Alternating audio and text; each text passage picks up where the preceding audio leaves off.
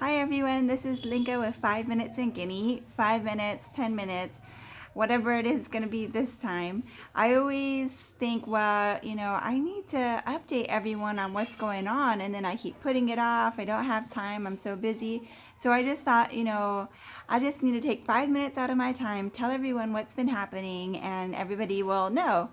But what happens is I start the video and I keep talking and talking. I come from a family of talkers, so I remember all these things that I want to say. And 5 minutes becomes 10 minutes, 10 minutes becomes 15. You get the picture.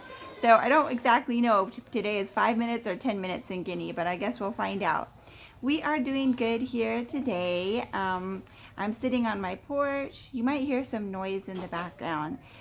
Today is the end of the Ramadan Muslim holiday, so all of the children, all the families, they're going out walking on the streets. They're going out to greet their family, greet their friends. It's kind of like a form of trick-or-treating. They go out asking for gifts, asking for money.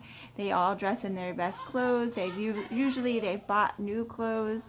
The children, they get gifts of new clothes and new shoes, and they go out through all the neighborhoods and they ask strangers, they ask their friends, their family for some money as a gift. So, and the noise that you hear, at least some of it anyways, is we have these giant mango trees out across the street from our house, and they're full of mangoes. And with all the kids on the street, they've all come here and they're trying to throw rocks and they're climbing the trees to get these mangoes to fall, and then they can eat them or sell them. And it makes a lot of noise. Simba doesn't like it. He thinks those mango trees are ours. So even with all those trees, I don't even bother to try to get mangoes from over there because, one, they're too high. Two, all the neighbor kids get all the fruit there. So I end up buying our fruit in the market, but that's okay. It's easier for me.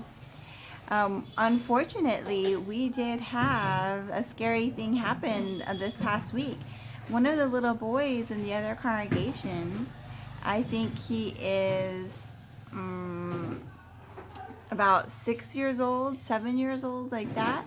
He actually was climbing a mango tree trying to get some fruit, and he fell down. They get really, really high. I'm talking like 50 feet in the air. And he fell from the tree, and apparently he injured himself pretty badly. I guess he had internal bleeding, and they took him to the hospital, and they said that his spleen had actually exploded, and then he had bleeding inside there. So they did emergency surgery in the hospital. It's hard to say if that was really his true injury. He definitely needed surgery. But it's difficult to know exactly what's going on because the doctors, a lot of times, they don't have the machines they need to do tests. Sometimes they have an ultrasound machine. Sometimes they have an X-ray machine. It's not always working.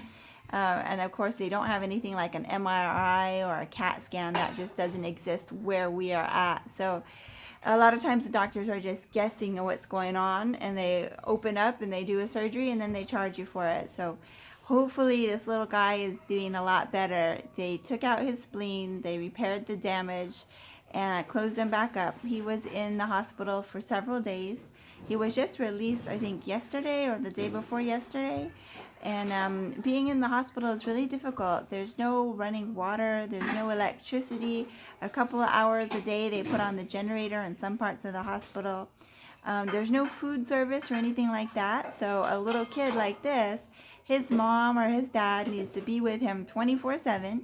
And then also they need to bring them food for the parents, food for the child.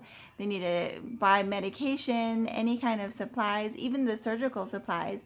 They give you a list, and you have to go out to the pharmacy and you have to buy gloves, stitches, any kind of bandages, and that's what you personally buy, and you hand that to the surgeon, and the surgeon uses that to do the surgery. So of course it's not really a good situation. The little guy, he's doing pretty good. His mom said he was walking around a little bit. He's starting to eat, so hopefully he does okay. very scary, especially when every day we see these little kids climbing super high in the mango trees. And hopefully they don't fall, because this is what can happen. Well, another thing everyone wanted to know about was the turtle update. You might have seen the picture of our little tiny turtle. It's a West African Holmes hingeback turtle that's indigenous to this area. And we happen to have several that are living in our yard, and they walk around freely in our enclosed block fence. And we do have 2 mating females and the stud, Goliath. And they laid some eggs, and the eggs take 6 months before they hatch. So we put them in there. We put them in our laundry room in a little area so that the dog or the cat or nothing messes with them. And then 6 months later, hopefully they hatch. Now, not all of the eggs always hatch. I don't know if it's because of the humidity, it's not in the wild, the rain, the temperature, and even we're living in the city, so who knows what climate it needs to naturally hatch. Usually just 1 or 2 of the eggs will hatch during a season. So we were super happy this week when a little guy started poking out his head, and he took forever to come out of his egg. He took about 2 days, 2.5 days. And we were looking at him, and he looked to be doing okay. He has a natural egg sac that's attached to his belly, and that egg sac feeds him for probably about the first week of his life, so that he can break out of his egg, have enough energy, and it slowly absorbs into his belly, and then hopefully by then he's in a safe place and able to hunt for his own food. So what was happening with this little guy is when he was trying to get out of his egg sac was attached to part of the shell, and for some reason he couldn't get it loose, whether it wasn't the right humidity or what, so it was kind of sticky. Finally it dried out, and he was able to break free. He got out of his shell, and he was walking around. So we moved him to his new little habitat. He's got a big old area that we got him safely in our garage right now, to keep him safe from the cats and the dog, and then also the torrential rains that come. It can rain here for 30 minutes, and we can have 5 inches of water in a few minutes time running through our yard. So if that little guy, if he was stuck in the water, we don't want him to be injured or anything. So at the moment he is safely in our garage in his little habitat, but he's super active. I mean, he just started walking around, and he's walking around that whole thing. So I'm going to post a little pictures a little bit later, so you'll be able to see that. And it's super awesome, the way Jehovah created him, and had him perfectly adapted for his environment, and he's super cute to watch. So hopefully this little guy continues to do good. We gave him some worms to eat, but he hasn't eaten any of them yet, so probably he's not ready for that. He's waiting for his egg sac to be completely absorbed, and then probably he'll start eating some worms or some fruit. So we'll give that a try. It's lots of fun. They're super cute, and we enjoy having turtles and the animals around too. Simba, he's out here sitting, watching the neighbors, watching the kids in the neighborhood mango hunting, and he doesn't really like to have too many people walking by. It irritates him, so you might hear him bark now and then, but he's a good guy. He's doing real good. He's doing his job. And everyone asked too, what does Simba think of the turtles? He comes in with us to look at the turtles, to look at the eggs. He smells. We let him see it. Of course, only supervised, of course. And we let him smell, and then we tell him to go away. So he's pretty adapted to the turtles. He always likes to meet them.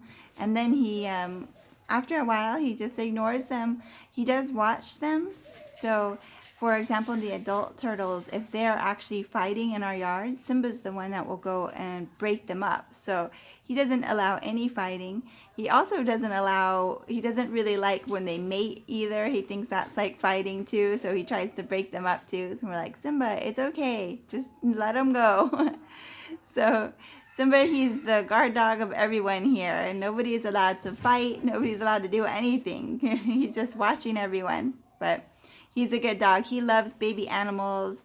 The kitten, he takes care of them, you know.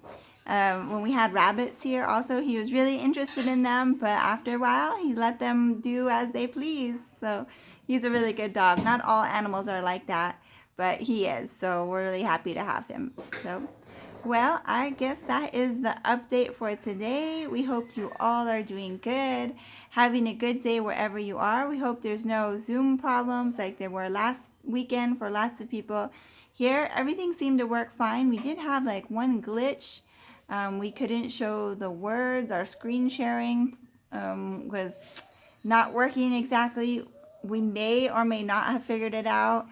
So I don't know if that's part of the whole Zoom problem, because it was working this week and then suddenly it's not working, but who knows. All these things we got to figure out to do our meetings. But all right, we hope you guys are all having a good day. And remember, no matter where you are, you can live the life of a missionary by appreciating creation all around us. All right, bye everyone.